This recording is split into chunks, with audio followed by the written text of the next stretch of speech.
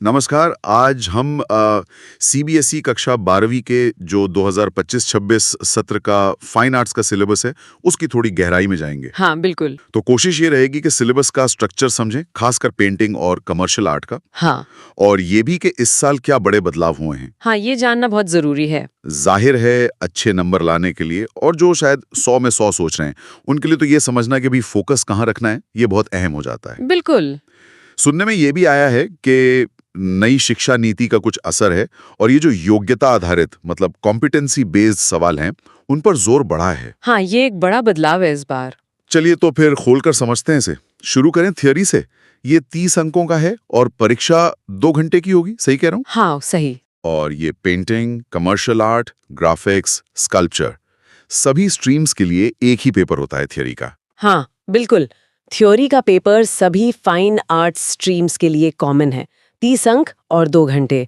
और देखिए, इस साल का जो सबसे बड़ा ढांचागत बदलाव है, वो यही है अच्छा, क्या है वो? कि पहले जहां थ्योरी में 3 यूनिट्स हुआ करती थीं, अब उन्हें घटाकर सिर्फ 2 कर दिया गया है। अरे 3 से 2? हाँ, और कमाल की बात यह है कि दोनों ही यूनिट्स को बराबर वजन दिया गया है, 15-15 अंक। अच्छा, तो पहले 3 थे, अब 2। हाँ, इसका मतलब सिलेबस कम हो गया या चीजों को मिला दिया है। पहली यूनिट जो 15 अंकों की है, वो लघु चित्रकला यानी मिनिएचर पेंटिंग पर है, 16वीं से 19वीं सदी वाली। हाँ, इसमें राजस्थानी, पहाड़ी, मुगल और दक्कन स्कूल ये सब शामिल है। सही।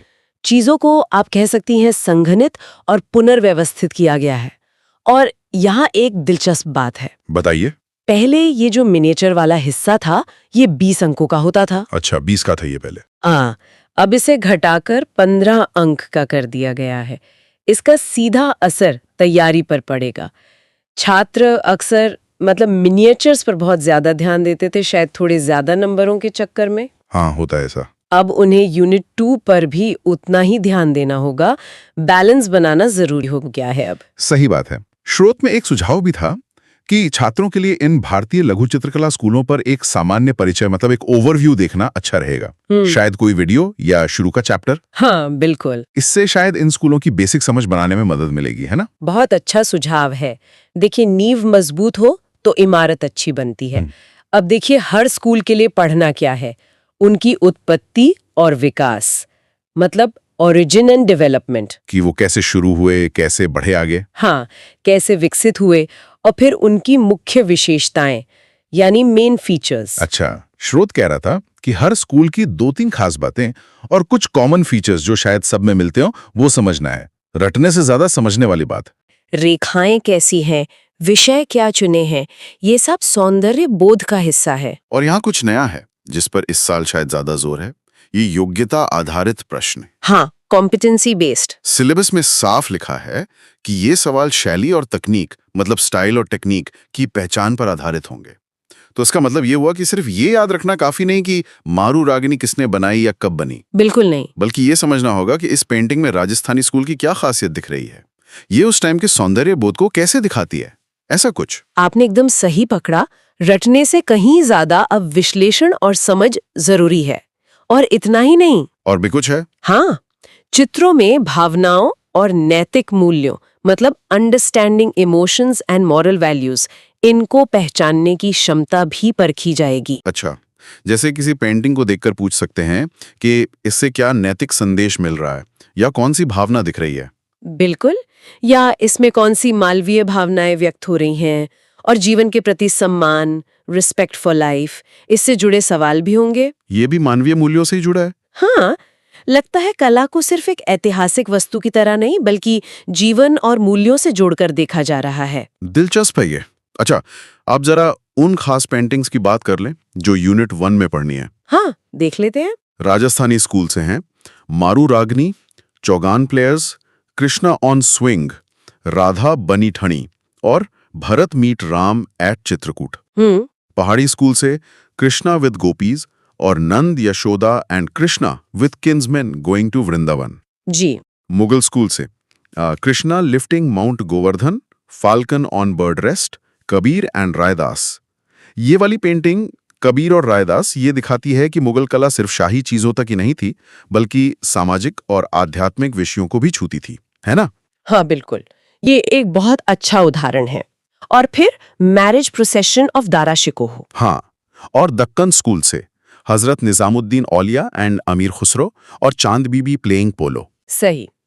तो कुल मिला के ये करीब 13 पेंटिंग्स हैं जिनका बारीकी से अध्ययन करना है। 13 पेंटिंग्स, ठीक है। और जैसा हमने बात की, सिर्फ पेंटिंग नहीं, बल्कि हर स्कूल की उत्पत्ति, विकास, विशेषताएं, सौंदर्य, मानवीय मूल्य और उनसे जुड़े जो उप स्कूल्स हैं, सब स्कूल्स, वो भी समझने होंगे। ओह, 15 अंकों के लिए ये मतलब काफी गहन अध्ययन है। हाँ, लग तो रहा है, बिल्कुल।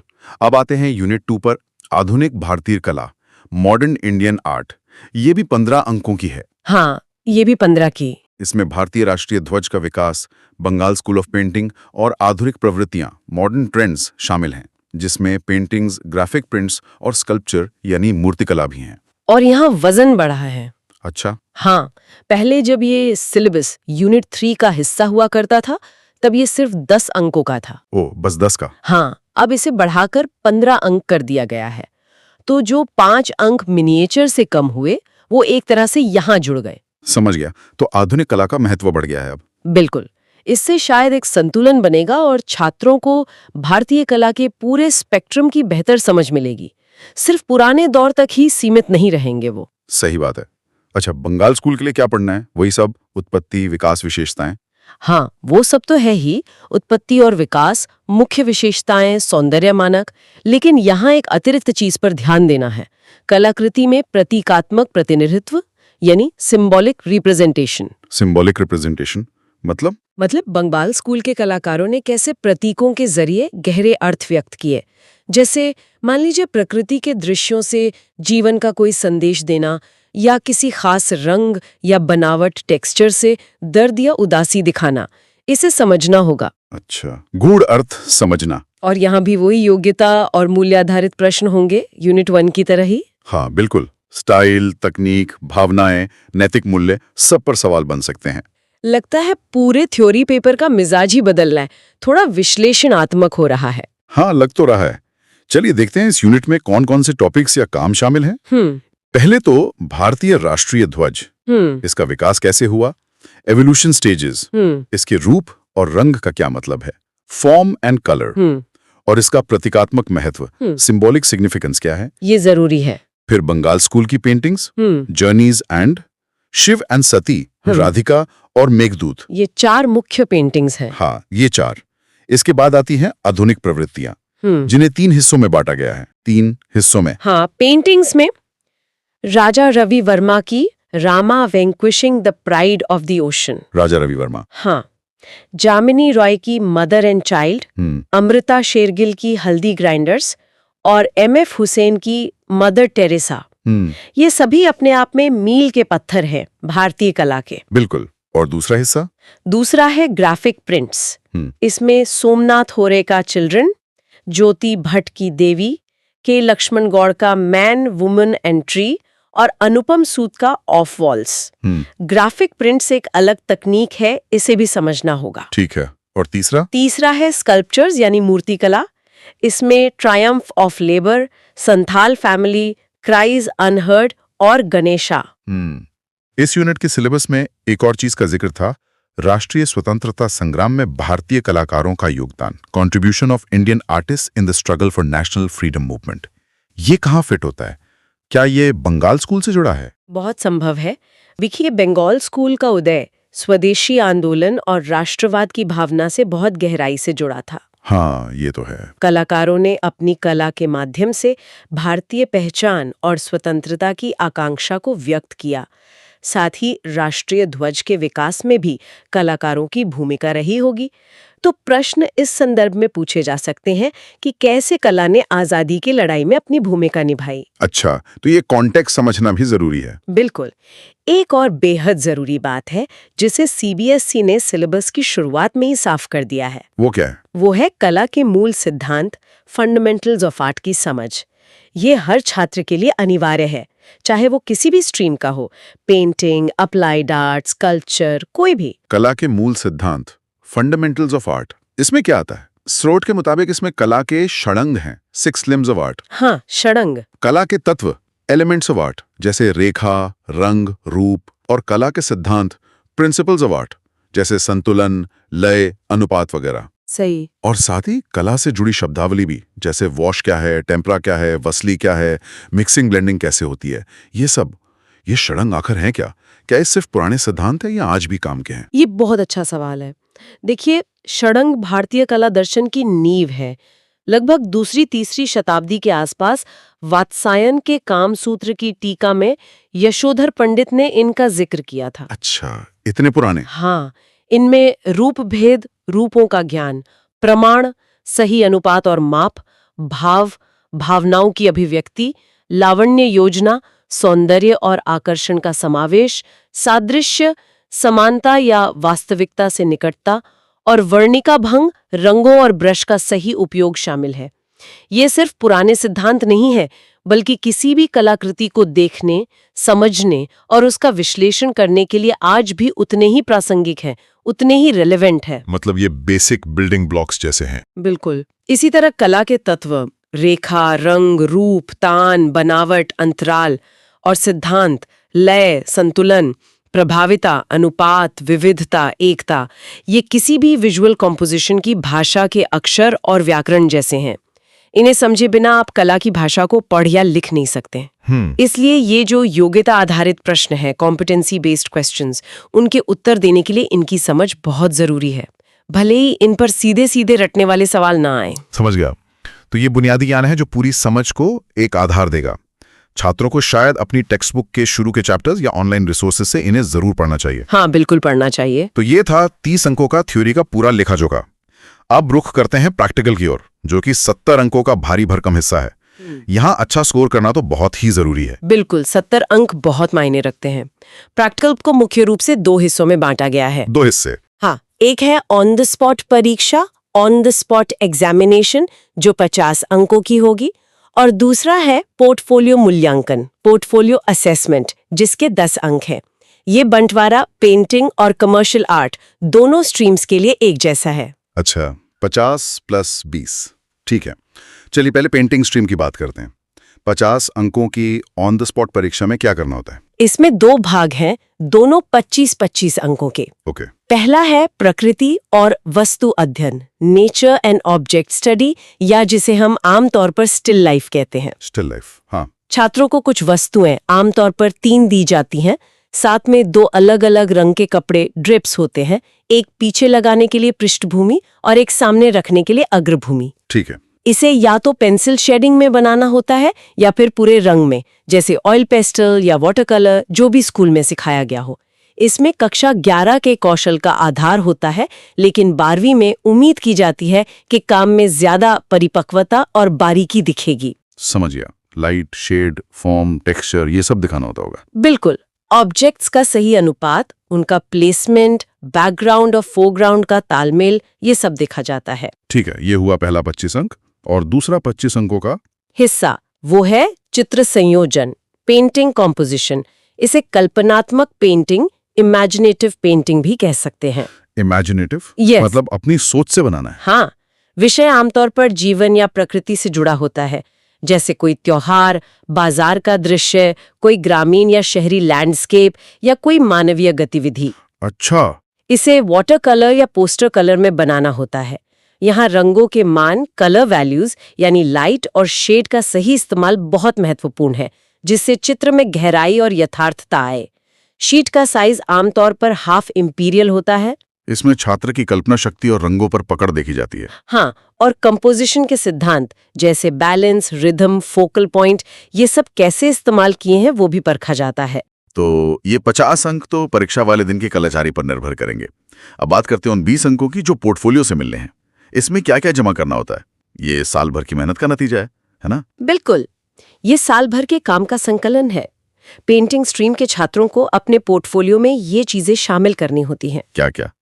उनकी बनाई हुई 6 सबसे अच्छी पेंटिंग्स, बेस्ट पेंटिंग्स, ये उनकी अपनी कल्पना या अध्ययन पर आधारित हो सकती हैं। 6 बेस्ट पेंटिंग्स, ठीक है। फिर 6 चुनी हुई प्रकृति और वस्तु अध्ययन की अभ्यास sheets, nature and object study exercises. ये किसी भी माध्यम में हो सकती हैं, pencil, charcoal, water colour, pastel, कुछ भी। 6 स्टिल लाइफ शीट्स।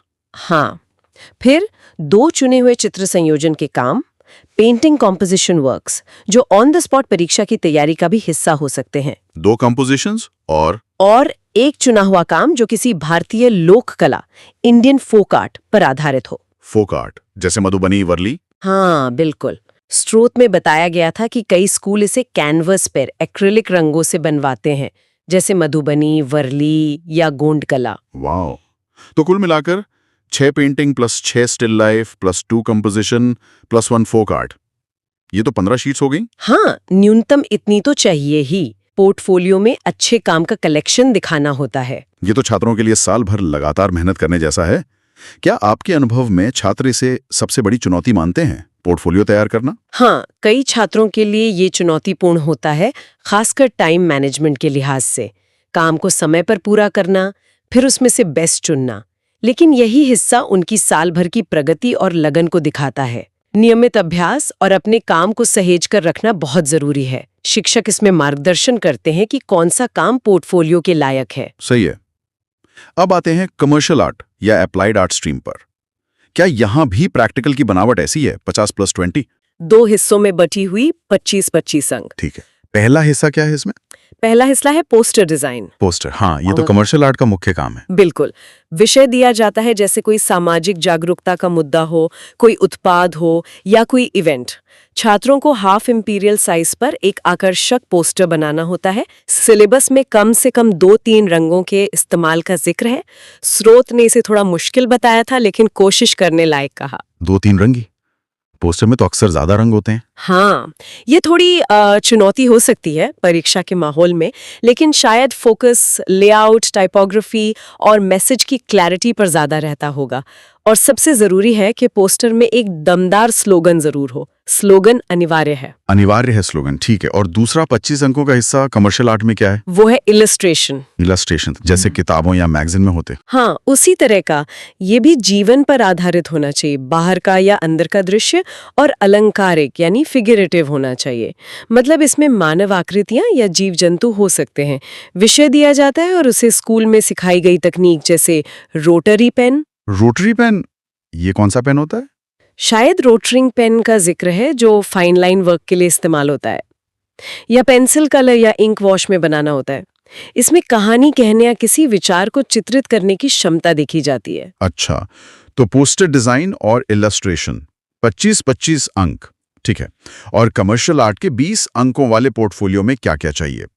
या भी 15-16 शीट्स? हाँ, लगभग उतनी ही। यहाँ पोर्टफोलियो में प्रक्रिया पर भी थोड़ा जोर होता है, यानी रफ स्केच से फाइनल काम तक का सफर कैसे तय किया, प्रोसेस दिखाना है। थोड़ा बहुत इसमें शामिल करना होता है। 8 चुनी हुई drawings, selected drawings. Art drawings, ये किसी भी माध्यम में हो सकती है, लेकिन शर्त यह है कि इनमें कम से कम 4 इलस्ट्रेशन जरूर हों। अच्छा, 8 में से 4 इलस्ट्रेशंस, ठीक है। फिर 2 चुने हुए पोस्टर्स, सिलेक्टेड पोस्टर्स, जो उन्होंने साल भर में बनाए हों। 2 पोस्टर। एक चुना हुआ भारतीय लोक कला पर आधारित काम, Indian folk art work, okay. Painting stream की तरह ही। एक फोक आर्ट। और एक चुना हुआ काम जो छात्र की अपनी शैली, ओन स्टाइल में हो। अपनी शैली, ओन स्टाइल, ये एक दिलचस्प जुड़ाव है ना? अपनी शैली वाला काम जोड़ना वाकई दिलचस्प है।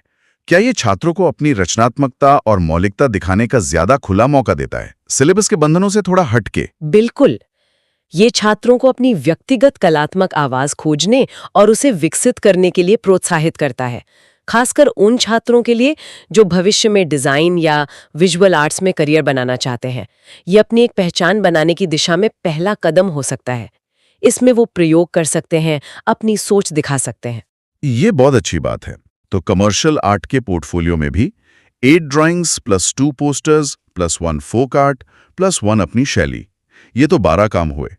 शीट्स ज्यादा लग सकती हैं अगर प्रोसेस भी दिखाना है। हाँ, स्रोत के अनुसार स्कूल आमतौर पर 7-8 पोस्टर और 7-8 इलिस्ट्रेशन बनवाते हैं, साथ में लोक कला और अपनी शैली का काम। तो कुल मिलाकर शीट्स 14-16 के आसपास हो ही जाती हैं। ठीक है, समझ गया। ग्राफिक्स और स्कल्पचर स्ट्रीम्स के प्रैक्टिकल के बारे में क्या जानकारी है? देखिए, स्रोत सामग्री में इन दोनों स्ट्रीम्स के प्रैक्टिकल का विस्तृत सिलेबस नहीं दिया गया था। उसमें केवल इतना उल्लेख था कि इनकी जानकारी या तो अलग से दी जाएगी या छात्रों को सीबीएसई की आधिकारिक गाइडलाइंस और अपने स्कूल के शिक्षकों से संपर्क करना होगा। अच्छा। थियरी तो समान है, पर प्रैक्टिकल की जरूरतें और तकनीकें इन विषयों में काफी अलग होती हैं। जैसे ग्राफिक्स में प्रिंट मेकिंग की अलग अलग टेक्निक्स होती हैं, स्कल्पचर में मॉडलिंग और कार्विंग होती है, तो उनका मूल्यांकन अलग तरह से होगा। ठीक है, ये स्पष्ट है। तो चलिए अब तक की सारी बातचीत का एक सार निकाल लेते हैं। इस साल के फाइन आर्ट सिलेबस के मुख्य बिंदु या बड़े बदलाव क्या रहे? एक क्विक रिकैप। हाँ बिल्कुल, तो मुख्य बातें ये हैं। पहला, थ्योरी में अब 3 की जगह सिर्फ 2 यूनिट्स हैं। 3 की जगह 2 यूनिट्स। दूसरा, अंकों का वजन बदला है। यूनिट 1 मिनिएचर अब 15 अंक का है, पहले 20 का था। और यूनिट 2 आधुनिक भारतीय कला, वो भी 15 अंक का है, पहले 10 का था। दोनों बराबर महत्वपूर्ण हो गए हैं। दोनों 15-15 के, बैलेंस। हाँ। तीसरा और शायद सबसे अहम, रटने की बजाय योग्यता, कॉम्पिटेंसी, शैली और तकनीक की समझ, कला का विश्लेषण और नैतिक मूल्यों पर आधारित प्रश्नों पर जोर है। मतलब समझकर पढ़ना है। बिल्कुल। और चौथा, कला के मूल सिद्धांतों, फंडामेंटल्स ऑफ आर्ट, जैसे षडंग, तत्व, सिद्धांत, इनकी समझ सभी के लिए अनिवार्य है। अनिवार्य है, ठीक है।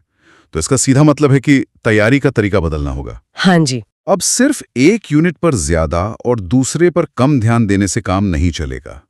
दोनों थ्योरी यूनिट्स को बराबर गहराई से समझना होगा। और सिर्फ तथ्य याद करने से बात नहीं बनेगी। कला को देखना, समझना और उसके बारे में सोचना सीखना होगा। एकदम सही। विश्लेषण क्षमता, आलोचनात्मक सोच और कला की भाषा को समझना, यही कुंजी है। और साथ ही प्रैक्टिकल में, खासकर पोर्टफोलियो के लिए, साल भर नियमित रूप से काम करना होगा। यह सिर्फ अंतिम परीक्षा की तैयारी नहीं, बल्कि पूरे साल की एक सतत प्रक्रिया है। ये बदलाव छात्रों को सिर्फ परीक्षा पास करने के लिए नहीं, बल्कि कला को वास्तव में समझने और सराहने के लिए तैयार करने की कोशिश लगते हैं। हाँ, ये एक पॉजिटिव पहलू है। तो ये थी सीबीएसई कक्षा 12वीं के 2025-26 सत्र के फाइन आर्ट सिलेबस पर हमारी गहरी पड़ताल, जो प्रियंका शर्मा आर्ट स्टूडियो के विश्लेषण पर आधारित थी। हमने थ्योरी और प्रैक्टिकल दोनों के सिलेबस, महत्वपूर्ण बदलावों और तैयारी से जुड़ी जरूरी बातों पर चर्चा की। और अंत में एक सवाल मन में आता है, ये जो सिलेबस में बदलाव हुए हैं, योग्यता आधारित प्रश्नों पर जोर बढ़ा है और पोर्टफोलियो में अपनी शैली जैसा एक कंपोनेंट जोड़ा गया है, तो क्या ये कला इतिहास के अध्ययन और समकालीन कलात्मक अभिव्यक्ति के बीच एक नया पुल बनाने की कोशिश है? इंटरेस्टिंग सवाल है। क्या ये छात्रों को सिर्फ अतीत का विश्लेषण करने से आगे बढ़कर कला के भविष्य के बारे में सोचने और उसमें सक्रिय रूप से भाग लेने के लिए प्रेरित करेगा? कहाँ खिंचती है ये रेखा अब? ये वाकई सोचने वाली बात है कि ये बदलाव छात्रों को किस दिशा में ले जाएंगे। कला के इतिहास को समझना और अपनी खुद की कला बनाना, इन दोनों के बीच का संतुलन कैसे बनेगा। हम अपने श्रोताओं को यही सलाह देंगे कि वो अपने चुने हुए स्ट्रीम के सिलेबस को और गहराई से देखें, आधिकारिक सीबीएसई वेबसाइट चेक करें और अपने शिक्षकों से मार्गदर्शन जरूर लें।